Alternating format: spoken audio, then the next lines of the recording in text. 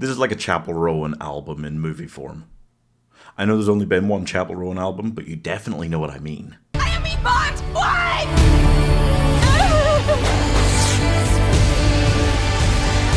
I like Anora. It's a good name. Anora is a film which has everything. Stripping during the credits, Russian bitch boys, and lots of screaming.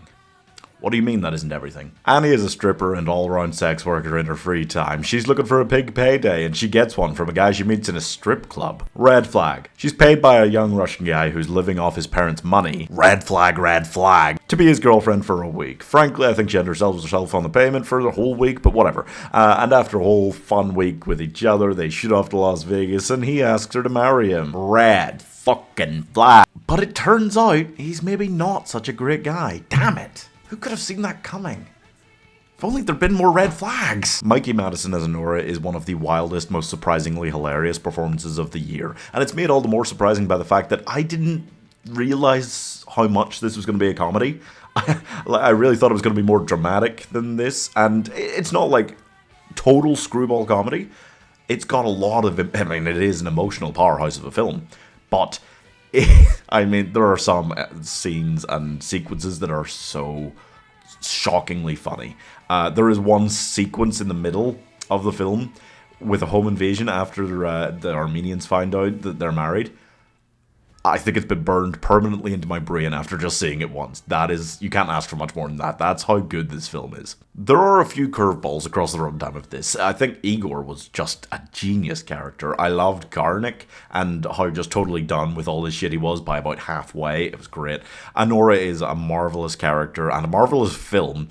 I think the comparisons to Pretty Woman that are saying like, oh, it makes Pretty Woman look like a Disney movie, it's actually...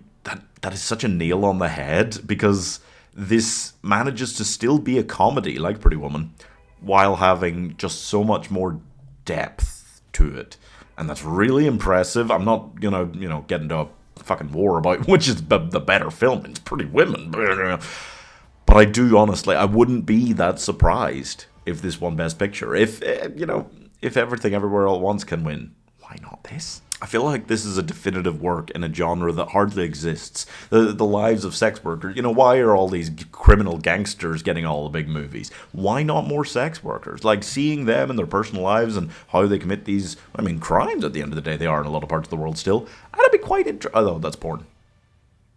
Yeah, no, that's just porn, isn't it? Never mind.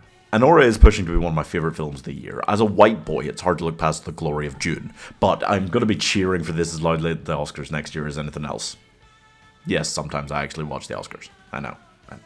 This is the sort of film that's too important to be ignored, but not in the way you were maybe expecting. It's not a kind of harrowing documentary about the horrible lives of sex workers. No, it's more of this... It's a fantastical film that manages to still feel grounded. It is an emotional powerhouse that manages to have hilarious... crazed sequences. It's something that shouldn't necessarily work anywhere near as well as it does, but I love it, and I'm giving, honestly, this could be a Mamma Mia spin-off. Like, you could fit a bunch of ABBA songs into this and they would fit perfectly. 4.5 stars. Money, easy. And Dante would go. When I Kissed the Teacher, I think that fits in there somewhere. Dancing Queen right over the credits. Mamma Mia later in the film. Don't try and tell me that this wouldn't fit perfect. You just layer ABBA songs on top of it in any random order, it's going to nail it. If you like bambling and bumbling about all sorts of movies, then subscribe.